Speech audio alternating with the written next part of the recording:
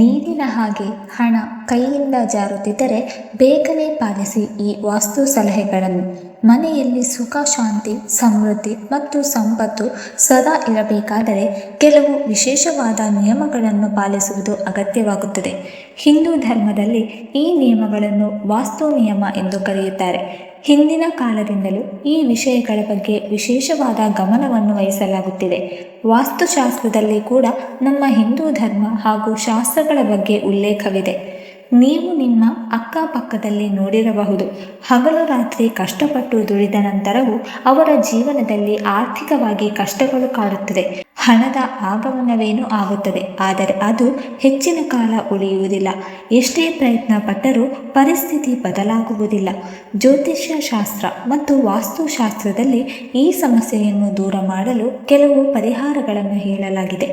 ಇವತ್ತಿನ ವಿಡಿಯೋದಲ್ಲಿ ನಾನು ನಿಮಗೆ ಜ್ಯೋತಿಷ್ಯ ಶಾಸ್ತ್ರ ಮತ್ತು ವಾಸ್ತುಶಾಸ್ತ್ರದ ಪ್ರಕಾರ ಕೆಲವು ಪರಿಹಾರಗಳನ್ನು ತಿಳಿಸುತ್ತೇನೆ. ಅವುಗಳನ್ನು ನಿಮ್ಮ ಜೀವನದಲ್ಲಿ ಪಾಲಿಸಿ ಆರ್ಥಿಕ ಬಿಕ್ಕಟ್ಟಿನಿಂದ ಪಾರಾಗಬಹುದು. ಬನ್ನಿ ಅವುಗಳ ಬಗ್ಗೆ ತಿಳಿದುಕೊಳ್ಳೋಣ. 1. ಮನೆಯ ಎದುರಿಗೆ ಉತ್ತರ ದಿಕ್ಕಿನಲ್ಲಿ ಕಾರಂಜಿಯನ್ನು ಅಥವಾ ನೀರಿನ ಬುಗ್ಗೆಯನ್ನು ಇಡುವುದು ಆರ್ಥಿಕವಾಗಿ ಲಾಭದಾಯಕವಾಗಿರುತ್ತದೆ. ಹಾಗೆ ದ್ವಾರ ಬಾಗಿಲಿನ ಎದುರಿಗೆ ಇನ್ನೊಂದು ಬಾಗಿಲನ್ನು ಮಾಡಬಾರದು, ಇದರಿಂದ ಧನ ಸಂಚಯ ಆಗುವುದಿಲ್ಲ. 2. ಎಲ್ಲದಕ್ಕಿಂತ ಮೊದಲು ನಿಮ್ಮ ಮನೆ ಅಥವಾ ಅಂಗಡಿಯಲ್ಲಿ ಜೇಡರ ಬಲೆ ಇದ್ದರೆ ಅದನ್ನು ತಕ್ಷಣವೇ ಸ್ವಚ್ಛಗೊಳಿಸಿ ಮತ್ತು ಸ್ವಚ್ಛತೆಯತ್ತ ಸಂಪೂರ್ಣ ಗಮನವನ್ನು ವಹಿಸಿ. 3ನೇಯದಾಗಿ, ನಿಮ್ಮ ಮನೆ ಅಥವಾ ಅಂಗಡಿಯ ಗೋಡೆಯ ಚಕ್ಕೆ ಏಳುತ್ತಿದ್ದರೆ ಅಥವಾ ಎದ್ದಿದ್ದರೆ ಅದನ್ನು ತಕ್ಷಣವೇ ಸರಿಪಡಿಸಿಕೊಳ್ಳಿ. ಇದರಿಂದ ನಿಮಗೆ ಧನಕ್ಕೆ ಸಂಬಂಧಿಸಿದ ಸಮಸ್ಯೆಗಳು ಕಾಡುವ ಸಂಭವ ಇರುತ್ತದೆ. 4ನೇಯದಾಗಿ, ಮನೆ ಅಥವಾ ಅಂಗಡಿಯ ಹತ್ತಿರ ನೀವು ಗಿಡಗಳನ್ನು ನೆಟ್ಟಿದ್ದರೆ ಅದರ ಎಲೆಗಳು ಒಣಗಿದ್ದರೆ ಅದನ್ನು ತಕ್ಷಣವೇ ತೆಗೆದುಹಾಕಬೇಕು. ನೀವು ನೆಟ್ಟ ಗಿಡದಲ್ಲಿ ಒಣಗಿದ ಎಲೆಗಳನ್ನು ಹಾಗೆ ಬಿಟ್ಟರೆ ನಿಮ್ಮ ಆರ್ಥಿಕ ಸಮಸ್ಯೆಗಳು ಹೆಚ್ಚುವ ಸಂಭವ ಇರುತ್ತದೆ. 5ನೇಯದಾಗಿ, ನಿಮ್ಮ ಮನೆ ಅಥವಾ ಅಂಗಡಿಯ ಹತ್ತಿರ ಬಾವಲಿಗಳು ಇದ್ದರೆ ಇದು ಅಶುಭವೆಂದು ತಿಳಿಸಲಾಗಿದೆ. ಇದು ಆರ್ಥಿಕ ಖರ್ಚು ಮತ್ತು ಆರೋಗ್ಯ ಸಂಬಂಧಿ ಕಾಯಿಲೆಗಳಿಗೆ ಕಾರಣವಾಗುತ್ತದೆ. 6ನೇಯದಾಗಿ, ವಾಸ್ತುಶಾಸ್ತ್ರದ ಪ್ರಕಾರ ಉತ್ತರ ಪೂರ್ವ ದಿಕ್ಕು ಧನಾಗಮನದ ದಿಕ್ಕಾಗಿರುತ್ತದೆ ಮತ್ತು ಇಂತಹ ದಿಕ್ಕಿನಲ್ಲಿ ಭಾರವಾದ ವಸ್ತುಗಳನ್ನು ಇಟ್ಟಿದ್ದರೆ ಅಥವಾ ಈ ದಿಕ್ಕಿನಲ್ಲಿ ಕಸ ಕೊಳಕು ಇದ್ದರೆ ಆರ್ಥಿಕ ಸಮಸ್ಯೆಗಳನ್ನು ಎದುರಿಸಬೇಕಾಗುತ್ತದೆ ಹಾಗೂ ಮನೆಯಲ್ಲಿ ಧನಾಗಮನ ನಿಧಾನವಾಗುತ್ತದೆ. 7ನೇಯದಾಗಿ, ಉತ್ತರ ಪೂರ್ವ ದಿಕ್ಕಿನಲ್ಲಿ ಯಾವಾಗಲೂ ಕತ್ತಲೆ ಇದ್ದರೆ ಇದರಿಂದ ಕುಟುಂಬದ ಸದಸ್ಯರ ನಡುವೆ ಮನಸ್ತಾಪ ಹೆಚ್ಚಾಗುತ್ತದೆ.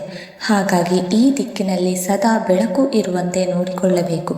8ನೇಯದಾಗಿ, ದಕ್ಷಿಣ ದಿಕ್ಕು ಯಮನ ದಿಕ್ಕು ಎಂದು ಪರಿಗಣಿಸಲಾಗಿದೆ. ಹಾಗಾಗಿ ಈ ದಿಕ್ಕಿನಲ್ಲಿ ಬಾಗಿಲು ಅಥವಾ ತಿಜೋರಿಯನ್ನು ಇಡುವುದು ಆಯುಷ್ಯ ಮತ್ತು ಐಶ್ವರ್ಯದ ಹಾನಿಗೆ ಕಾರಣವಾಗುತ್ತದೆ. 9ನೇಯದಾಗಿ, ವಾಸ್ತುಶಾಸ್ತ್ರದಲ್ಲಿ ಹೇಳಲಾಗಿದೆ, ದೇವರ ಕೋಣೆಯಲ್ಲಿ ಕಮಲಗಟ್ಟ ಮಾಲೆಯನ್ನು ಇಡುವುದರಿಂದ ಧನ ಸಂಪತ್ತಿನ ದುರ್ಬಲತೆಯ ಸಮಸ್ಯೆ ದೂರವಾಗುತ್ತದೆ. ಕಮಲಗಟ್ಟ ಮಾಲೆ ಅಂದರೆ ಕಮಲದ ಗಿಡದ ಒಣಗಿದ ಬೀಜಗಳ ಸರವಾಗಿದೆ. ದೇವರ ಕೋಣೆಯಲ್ಲಿ ಇದನ್ನು ಇಡುವುದರಿಂದ ಲಕ್ಷ್ಮೀದೇವಿಯ ಆಶೀರ್ವಾದ ಮನೆಯ ಸದಸ್ಯರ ಮೇಲೆ ಸದಾ ಇರುತ್ತದೆ.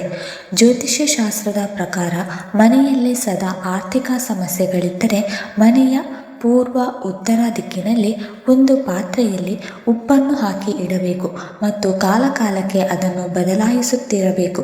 ಜ್ಯೋತಿಷ್ಯ ಶಾಸ್ತ್ರದ ಪ್ರಕಾರ ಮನೆಯಲ್ಲಿ ತಪ್ಪಿಯೂ ಕೂಡ ಮುಳ್ಳಿನ ಗಿಡಗಳನ್ನು ಇಡಬಾರದು. ಜ್ಯೋತಿಷ್ಯ ಶಾಸ್ತ್ರದಲ್ಲಿ ಇದನ್ನು ಅಶುಭವೆಂದು ಹೇಳಲಾಗಿದೆ. ಅದರ ಪ್ರಕಾರ ಮುಳ್ಳಿನ ಗಿಡ ಮನೆಯಲ್ಲಿ ಏಳಿಗೆಯಾಗಲು ಬಿಡುವುದಿಲ್ಲ. 11ನೇಯದಾಗಿ, ವಾಸ್ತುಶಾಸ್ತ್ರದ ಪ್ರಕಾರ ಮನೆಯ ಉತ್ತರ ದಿಕ್ಕಿನಲ್ಲಿ ಲೋಹದ ಆಮೆಯನ್ನು ಇಡಬೇಕು. ಇದರಿಂದ ಮನೆಯಲ್ಲಿ ಸಕಾರಾತ್ಮಕತೆಯ ಸಂಚಾರ ಆಗುತ್ತದೆ. ಆಮೆಯು ಶ್ರೀ ವಿಷ್ಣು ಭಗವಂತನ ಅವತಾರವೆಂಬ ಮಾನ್ಯತೆಯೂ ಇರುತ್ತದೆ. ತುಂಬ ಜನರಿಗೆ ತಮ್ಮ ಪರ್ಸ್ನಲ್ಲಿ ಹಳೆಯ ಬಿಲ್ಲು, ಚೀಟಿ, ಹಳೆಯ ಬಸ್ ಟಿಕೆಟ್ಗಳನ್ನು ಇಟ್ಟುಕೊಳ್ಳುವ ಅಭ್ಯಾಸವಿರುತ್ತದೆ. ಆದರೆ ವಾಸ್ತುವಿನ ಪ್ರಕಾರ ಧನಸ್ಥಾನದಲ್ಲಿ ಯಾವುದೇ ರೀತಿಯ ಕಸ ಕಾಗದಗಳನ್ನು ಇಡುವುದು ಅತಿ ದೊಡ್ಡ ದೋಷವೆಂದು ಹೇಳಲಾಗಿದೆ.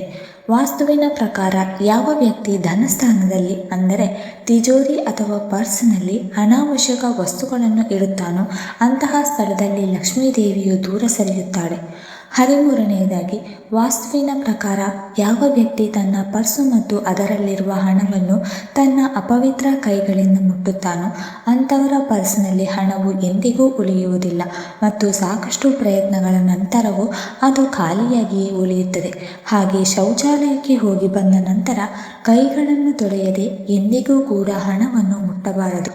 14ನೇದಾಗಿ ವಾಸ್ತುವಿನ ಪ್ರಕಾರ ಪರ್ಸ್ನಲ್ಲಿ ನೋಟು ಮತ್ತು ಚಿಲ್ಲರೆಯನ್ನು ಯಾವಾಗಲೂ ಬೇರೆ ಬೇರೆಯಾಗಿಯೇ ಇಡಬೇಕು.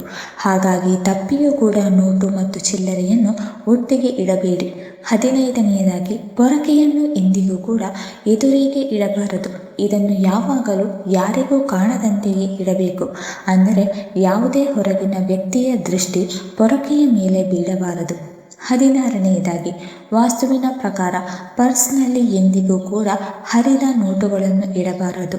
ವಾಸ್ತುವಿನ ಪ್ರಕಾರ ಇದರಿಂದ ನಕಾರಾತ್ಮಕ ಶಕ್ತಿ ಹೆಚ್ಚುತ್ತದೆ ಮತ್ತು ಧನದ ಆಗಮನ ನಿಂತು ಹೋಗುತ್ತದೆ ಹಾಗೂ ಧನಹಾನಿಯು ಉಂಟಾಗುತ್ತದೆ. 17ನೇದಾಗಿ ಬಹಳಷ್ಟು ಜನರು ತಮ್ಮ ಪರ್ಸ್ನಲ್ಲಿ ದಿವಂಗತರಾಗಿರುವ ತಮ್ಮ ತಂದೆ ತಾಯಿ, ಪತಿ ಅಥವಾ ಪತ್ನಿ ಅಥವಾ ದೇವರುಗಳ ಫೋಟೋವನ್ನು ಇಟ್ಟುಕೊಳ್ಳುತ್ತಾರೆ. ವಾಸ್ತುವಿನ ಪ್ರಕಾರ ಹೀಗೆ ಮಾಡುವುದು ಅಶುಭ ಎಂದು ಹೇಳಲಾಗಿದೆ. ಯಾರಿಗೆ ತಮ್ಮ ಪರ್ಸ್ನಲ್ಲಿ ಸದಾ ಹಣವು ತುಂಬಿರಬೇಕೆಂಬ ಇಚ್ಛೆ ಇರುತ್ತದೆಯೋ ಅಂಥವರು ತಪ್ಪಿಯೂ ಕೂಡ ದೇವರ ಹಾಗೂ ತೀರಿಕೊಂಡವರ ಫೋಟೋವನ್ನು ಇಟ್ಟುಕೊಳ್ಳಬಾರದು. 18ನೇದಾಗಿ ನಿಮ್ಮ ಮನೆಯ ಉತ್ತರದಲ್ಲಿರುವ ಕೋಣೆ ಅಥವಾ ಗೋಡೆಯ ಬಣ್ಣ ನೀಲಿಯಾಗಿರಬೇಕು ಮತ್ತು ಉತ್ತರ ದಿಕ್ಕಿನಲ್ಲಿ ಯಾವುದೇ ಕೆಂಪು ಬಣ್ಣದ ವಸ್ತುಗಳನ್ನು ಇಡಬಾರದು. 19ನೇದಾಗಿ ಸ್ವಚ್ಛತೆಯನ್ನು ಕಾಪಾಡುವುದರಿಂದ ಲಕ್ಷ್ಮೀದೇವಿಯು ಪ್ರಸನ್ನಳಾಗುತ್ತಾಳೆ. ಹಾಗಾಗಿ ಮನೆಯಲ್ಲಿ ಕಸ ಕಡ್ಡಿಗಳನ್ನು ಹೆಚ್ಚಿನ ಸಮಯದವರೆಗೆ ಇಡಬಾರದು. ವಿಶೇಷವಾಗಿ ಅಡುಗೆ ಮನೆಯ ಸಿಂಕ್ನಲ್ಲಿ ಎಂಜಲು ಪಾತ್ರೆಗಳನ್ನು ಇಡಬಾರದು.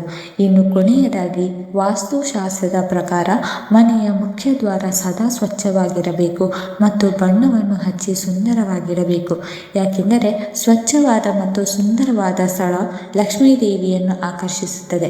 ವೀಕ್ಷಕರೇ, ಈ ಮಾಹಿತಿ ನಿಮಗೆ ಇಷ್ಟವಾಗಿದ್ದರೆ ದಯವಿಟ್ಟು ಲೈಕ್ ಮಾಡಿ, ಶೇರ್ ಮಾಡಿ ಮತ್ತು ಕಮೆಂಟ್ ಮಾಡಿ. ಹಾಗೆ ಮುಂದಿನ ವಿಡಿಯೋಸ್ಗಳಿಗಾಗಿ ನಮ್ಮ ಚಾನಲನ್ನು ಸಬ್ಸ್ಕ್ರೈಬ್ ಮಾಡಿಕೊಳ್ಳಿ. ಧನ್ಯವಾದಗಳು.